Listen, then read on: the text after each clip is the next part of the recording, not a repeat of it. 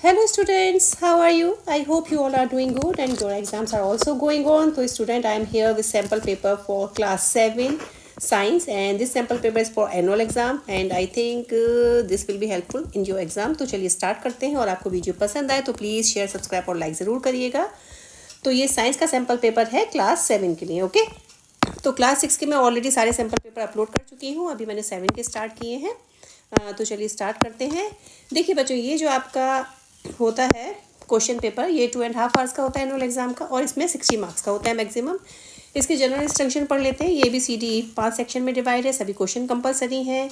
आपका जो section A है वो MCQ है, सेक्शन बी आपका CCT टाइप क्वेश्चन है, सेक्शन सी आपका शॉर्ट आंसर है और सेक्शन डी भी आपका शॉर्ट आंसर टाइप क्वेश्चन है 3 मार्क्स का है और सेक्शन ई में आपका लॉन्ग आंसर टाइप क्वेश्चन है। ओके, जो आपका 5 मार्क्स का है।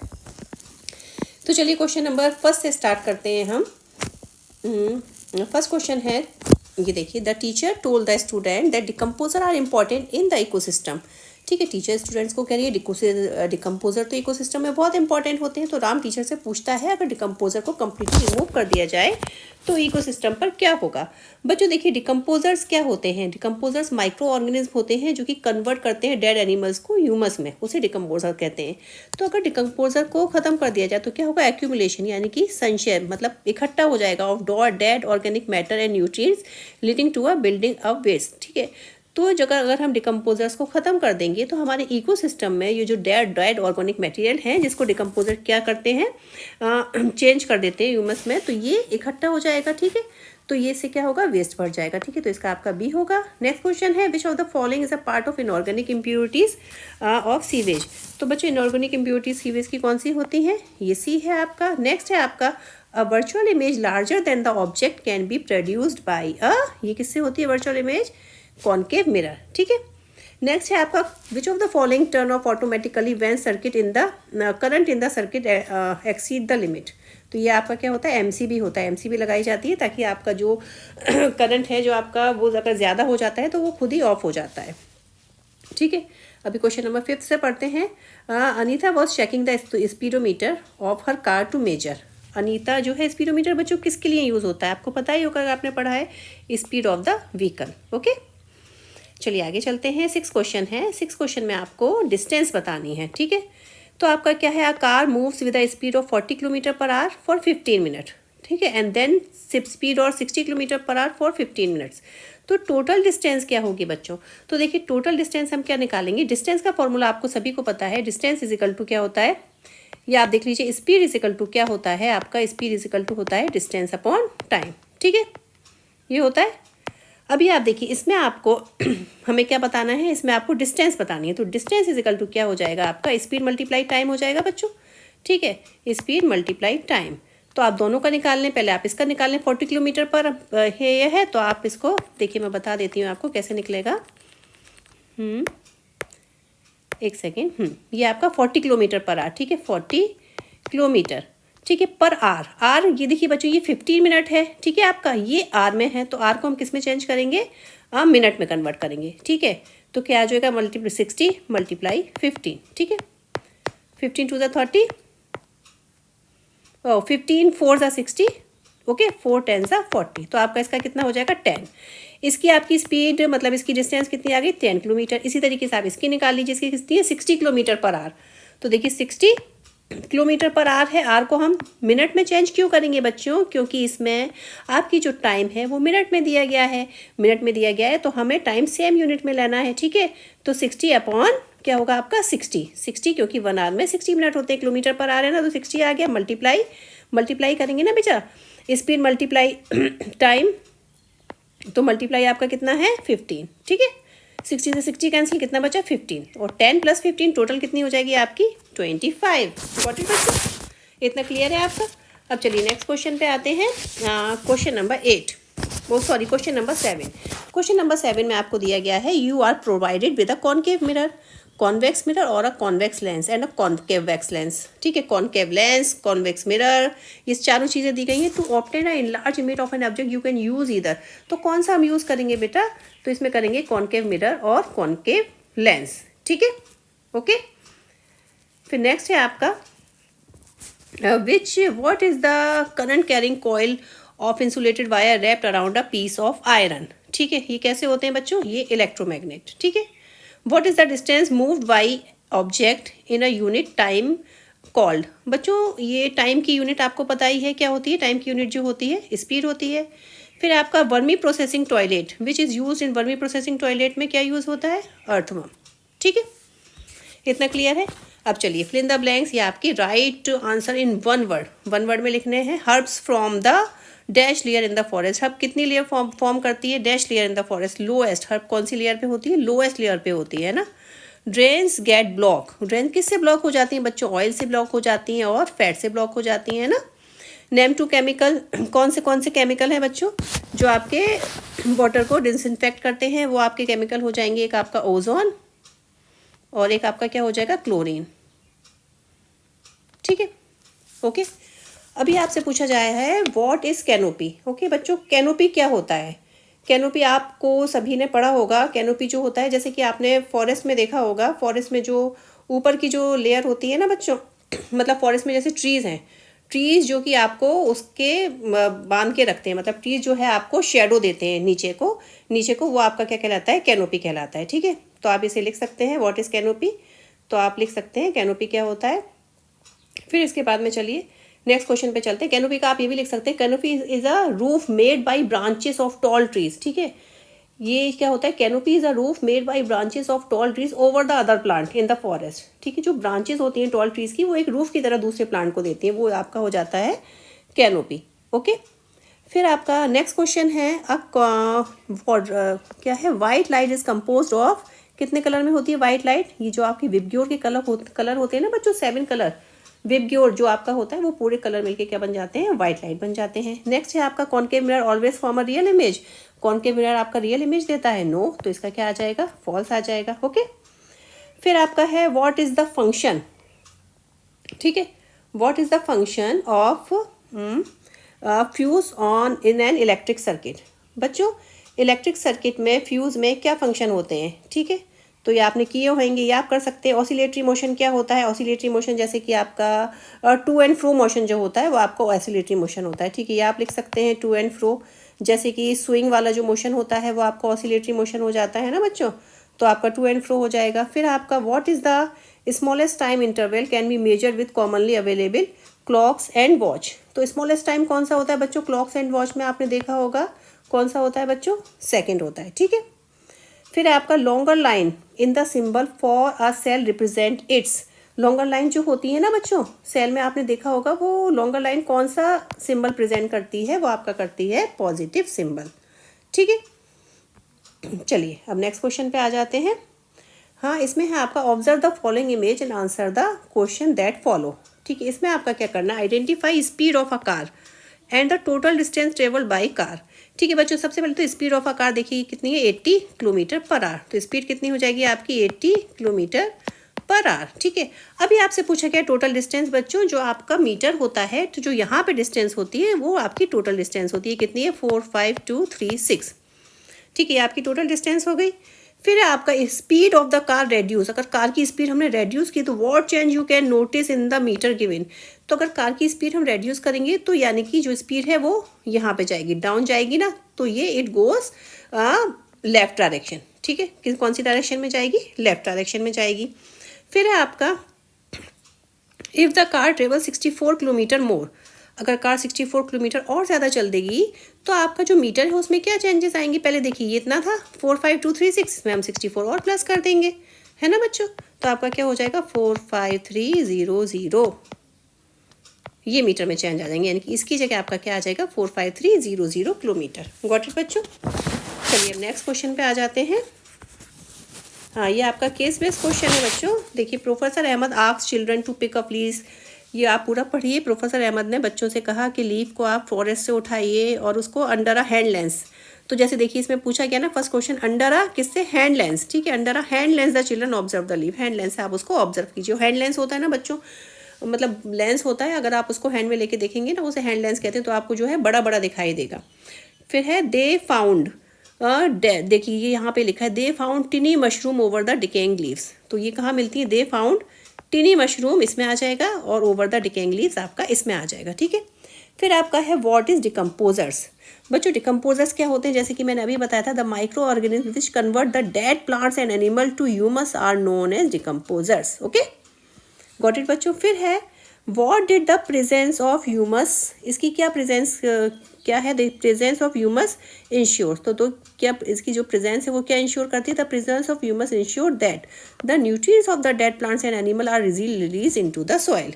जो डेड प्लांट्स और एनिमल के न्यूट्रिएंट्स है वो किस में मिक्स हो जाते हैं, किस में रिलीज होते हैं, सॉइल में। ठीक है, इतना क्लियर है।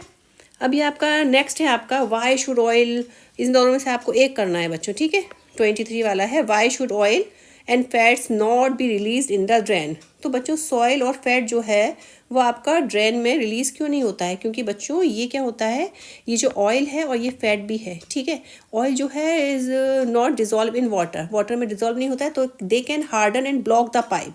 ठीक है, तो ये ब्लॉक कर देता है पाइप को। तो oil and fats does not dissolve in the water, तो they can harden and block the pipe.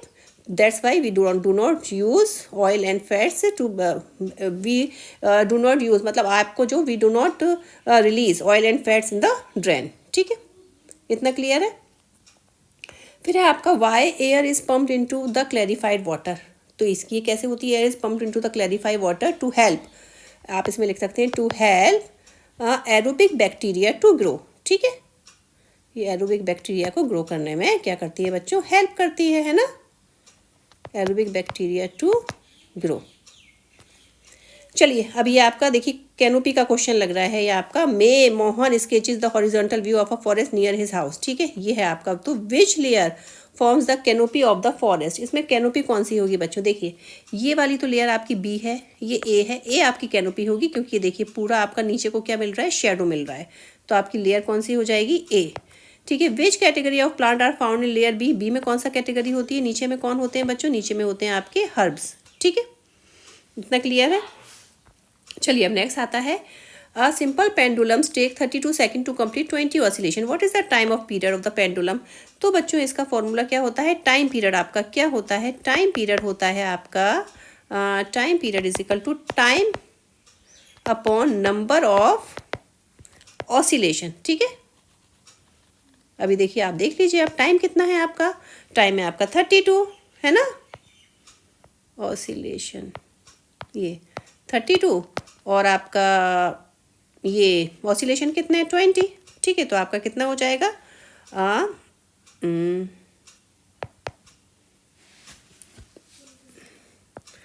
4 5 ज़ा 20, 4 7 ज़ा 4 8 ज़ा 32। ठीक है, तो आपका 8/5 या आप इसको कर सकते हैं तो पॉइंट में कर लीजिए, 5 1 ज़ा 5 1.6। ठीक है, इसको आप डिवाइड करेंगे 5 को 8 से, तो आपका कितना आ जाएगा 1.6 सेकेंड। इतना क्लियर है बच्चों। चलिए नेक्स्ट क्वेश्चन पे आ जाते हैं जल्दी से। इसमें क्या लिखा है, name who is the fastest. इसमें आपको अरे बच्चों ये हमने देखा ही नहीं। The following table gives you some data about 4 runners, answer the following question. 4 runners का डाटा दिया गया है, तो ये देखिए इसकी डिस्टेंस है और ये टाइम है। ठीक है, तो सबसे पहले हम इसकी स्पीड निकाल देते हैं। स्पीड इज इक्वल टू क्या होता है, डिस्टेंस अपॉन टाइम होता है, तो ये 60 डिवाइडेड बाई 10 यानी कि कितना हो जाएगा 6 मीटर पर सेकंड, क्योंकि ये आपका मीटर है ये सेकंड है, तो मीटर पर सेकंड हो जाएगा। 30 डिवाइडेड बाई 5 यानी कि ये भी आपका हो जाएगा 6 मीटर पर सेकंड। 40 डिवाइड बाई 4 यानी कि हो जाएगा 10 मीटर पर सेकंड, और 100 डिवाइड बाई 25 यानी कि इसका हो जाएगा आपका 4 मीटर पर सेकंड। इतना क्लियर है, ये हमने इसकी क्या निकाली, स्पीड निकाली। अभी आपसे पूछा हु इज़ द फास्टेस्ट, सबसे ज़्यादा स्पीड किसकी है बच्चों, सबसे ज़्यादा स्पीड तो देखिए सुनू की है, ये तो सबसे ज़्यादा तेज़ चल रहा है ना, तो ये आ जाएगा आपका सुनू। फिर who all run at same speed, कौन सेम रन पे है, सेम स्पीड पर है, रन सेम स्पीड 6 किलोमीटर, ये कौन कौन है, अनु और Manu. Then you should write Anu and Manu. ठीक है, फिर चलिए नेक्स्ट क्वेश्चन है आपका the bulb in the circuit shown in the figure does not glow. ये जो बल्ब है ये ग्लो नहीं कर रहा है, क्यों नहीं ग्लो कर रहा है, क्या करेंगे भाई, ये इसलिए नहीं ग्लो कर रहा है क्योंकि इसमें पॉजिटिव से पॉजिटिव ज्वाइन कर दिए गए, तो ये ग्लो कैसे करेगा, क्योंकि ये पॉजिटिव टू पॉजिटिव है, तो आप क्या चेंज करेंगे, पॉजिटिव टू नेगेटिव करेंगे। ठीक है, इसको पलट के लगा देंगे। ठीक है, फिर है state the characteristic of a image formed by a plane mirror. ठीक है, अभी आपको बताना है प्लेन मिरर में कैसी इमेज बनती है। तो चलिए आगे चलते हैं। या आप बता सकते हैं प्लेन मिरर्स की इमेज कैसी होती है, कॉनकेव की, कॉन्वेक्स लेंस की मिरर इमेज कैसी होती है, ये सब आपने पढ़ा होगा। चलिए नेक्स्ट क्वेश्चन पे चलते हैं। नेक्स्ट क्वेश्चन है आपका या फिर आप इसमें लिख सकते हैं, ये जो एक मैं बता ही देती हूँ आपको, image form by plane mirror में इमेज कैसी होती है, वर्चुअल होती है और इरेक्ट होती है। ठीक है, तो अगर आपने पढ़े हैं तो आप अपने आप भी निकालने की कोशिश करिएगा। वैसे मैं इसके बाद में आपको इसका PDF दे रही हूँ इस वीडियो के बाद में, तो आपको जो मतलब मुझसे नहीं पूछना है तो आप वो खुद से भी सॉल्व करने की कोशिश करिएगा बच्चों। ठीक है, अभी चलिए नेक्स्ट क्वेश्चन है, why do we cover pin holes which are within the reach of children with cello tape and plastic cover when not assumed. बच्चों आपने देखा होगा कि जहाँ पर घर में छोटे बच्चे होते हैं तो जो पिन होल होता है उन्हें कवर क्यों कर दिया जाता है, क्यों कर दिया जाता है, क्योंकि to prevent kids from getting in electric short. अगर वो ओपन रहेंगे, अगर हम पिन होल को कवर नहीं करेंगे सेलो टेप से, तो बच्चों की छोटी छोटी फिंगर उसमें चली जाएगी ना, तो to prevent kids from getting in an electric short. ठीक है, ये कर सकते हैं आप। फिर if cells are place side by side then how are terminals of the cell connected. Cell कैसे कनेक्टेड होंगे side by side, positive to negative terminal. ठीक है, इतना क्लियर है। चलिए अब आगे आते हैं क्वेश्चन नंबर 29 पे। ये देखिए आपको एक इमेज दी गई है, इसमें आपसे पूछा गया है which organism will be affected when deer population become zero. Deer की पॉपुलेशन अगर जीरो हो जाएगी तो कौन सा एनिमल इफेक्ट होगा बच्चों, टाइगर इफेक्ट होगा, क्योंकि टाइगर ही तो डियर को खाता है। जब डियर की कम हो जाएगी तो टाइगर को खाना ही नहीं मिलेगा, है ना। फिर नेक्स्ट क्वेश्चन है, what happens to the plant population when deers are perished from the earth, justify your answer. ठीक है, तो इसमें क्या होगा, ट्रीज़ जो हैं ट्रीज़ की इंक्रीज हो जाएंगी। अगर डियर ही नहीं रहेंगे तो किसकी पॉपुलेशन, देखो डियर को कौन मतलब डियर किसको खाता है, ट्रीज़ को खाता है। अगर ट्रीज़ ही नहीं रहेंगे तो डियर की पॉपुलेशन क्या हो जाएगी, डियर मतलब अगर ट्रीज नहीं, क्या है, what happens when the population, deer अगर नहीं रहेंगे तो ट्रीज की पॉपुलेशन क्या हो जाएगी, बढ़ जाएगी, क्योंकि डियर जो है ट्रीज को खाता है ना। इतना क्लियर है। अभी आपका ये है सीवेज ट्रीटमेंट क्या होता है, ये आप करिएगा। Outline your role active citizen, आप क्या करेंगे सैनिटेशन में। फिर अभी चलिए नेक्स्ट क्वेश्चन कराती हूँ मैं। Ravi went to Arjun school. ठीक है, तो रवि अर्जुन स्कूल में गया, तो इसमें पूछा he saw every room Arjun school, Arjun के हाउस में देखा, अर्जुन के हाउस में गया, उसने देखा कि सभी जगह इलेक्ट्रिक बल्ब हैं। तो Ravi suggested to use CFL and LED, उसने यूज़ किया, मतलब सजेस्ट किया कि CFL या फिर LED यूज़ करें। ठीक है, तो अभी इसमें बताइए बच्चों, CFL और ये जो LED है ये क्यों यूज़ किया जाता है। ठीक है, अभी जैसे इसके बेसिस पे कुछ क्वेश्चन दिए, why CFL are better source of light than electric bulb, क्योंकि जो है CFL consume less energy than electric bulb. ठीक है, CFL क्या करती है बच्चों, लेस एनर्जी कंज्यूम करती है ना, तो इसलिए हम क्या करते हैं, CFL यूज़ करते हैं। ओके, फिर नेक्स्ट क्वेश्चन है आपका, ISI मार्क क्यों होता है इलेक्ट्रिक बल्ब पर या फिर ट्यूब पर। तो ISI मार्क क्या करता है, this certify that an product conforms to an Indian standard developed by bureau of the Indian standard. ठीक है, ये BIS है बच्चों, ब्यूरो ऑफ इंडियन स्टैंडर्ड। तो ये आपका इंश्योर होता है कि आपका भाई प्रोडक्ट जो है वो सही है, तो certify that a product conform to an Indian standard developed by the bureau of Indian standard. ठीक है, चलिए इतना हो गया। अब चलिए क्वेश्चन नंबर 32 पर आते हैं। Shopkeeper wanted to fix a mirror. ठीक है, एक शॉपकीपर है, मिरर को फिक्स करना चाहता है। क्या गया, shopkeeper wanted which will give a maximum view of his shop to avoid theft. ठीक है, तो वो अब क्या करेगा, what type of mirror should be use, give reason. भाई ये कॉन्वेक्स मिरर यूज़ करेगा, है ना। अभी आपसे पूछा जा रहा है कि give another use of the mirror which will be used by shopkeeper. तो बच्चों आपने देखा होगा स्कूटर में भी आपका यही वाला मिरर यूज़ होता है ना। तो why concave mirror is called converging mirror and और कौन सा है, and convex mirror is called, ये एक को कन्वर्जिंग मिरर कहते हैं और एक को ये वाला मिरर कहते हैं। तो ये क्यों कहते हैं, ठीक है। तो आप कहें तो मैं आपको लिखवा दूं, वरना फिर आप इसका आंसर खुद भी कर सकते हैं बच्चों। अगर आपने पढ़ा हुआ होगा तो फिर आपको इसका आंसर मिल जाएगा। चलिए देखते हैं आगे। देखिए मैं बता ही देती हूँ वैसे आपको। कॉनकेव मिरर को आप कन्वर्जिंग मिरर क्यों कहते हैं, क्योंकि it converge the ray of light. बच्चों जो लाइट होती है ना वो उसको कन्वर्ज कर लेता है, ठीक है। तो it converge the ray of light incident parallel to the mirror point into the point called the focus. और कॉन्वेक्स मिरर क्या करता है, डाइवर्जिंग मिरर क्यों कहते हैं, क्योंकि ये करता है convex mirror is called diverging mirror because it diverge the ray incident. ये क्या करता है, डाइवर्ज द रे इंसिडेंट। ये कैसे होता है रे इंसिडेंट, आपका parallel to the mirror, parallel होता है मिरर के, that appears to meet at the point. जो कहाँ से अपीयर होता है, मीट ऑफ द पॉइंट। जो समझे आपका ये हो गया आपका कॉन्वेक्स मिरर। कॉनकेव मिरर को हम क्यों कहते हैं कन्वर्जिंग मिरर? क्योंकि it converge the ray of light incident parallel to the mirror. और convex mirror is called diverging mirror because it diverge the ray incident parallel to the mirror. Okay, clear है? चलिए अब last question पे आ जाते हैं। Last question है, would any bulb to glow when the switch is in off position? बच्चों, off position में अगर कोई भी बल्ब होगा तो वो ग्लो करता ही नहीं है। फिर what will be the order in which the bulbs A B C will glow when switch is moved in on position? क्या ऑर्डर रहेगा अगर स्विच को ऑन किया जाएगा? तो बच्चों तीनों बल्ब साथ में ग्लो करेंगे, ऑल बल्ब ग्लो टुगेदर। ठीक है। फिर है name any two effects of electric current. Magnetic effect हो जाएगा आपका, एक हो जाएगा हीटिंग इफेक्ट। ठीक है।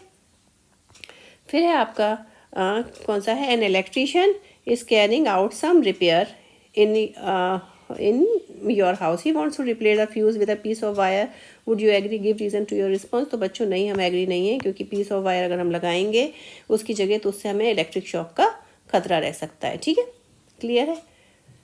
चलिए इसी के साथ आपका ये मतलब मैं इसका ये PDF और डाल देती हूँ, ताकि आपको अगर खुद से सॉल्व करना है तो आप खुद से सॉल्व कर सकते हैं।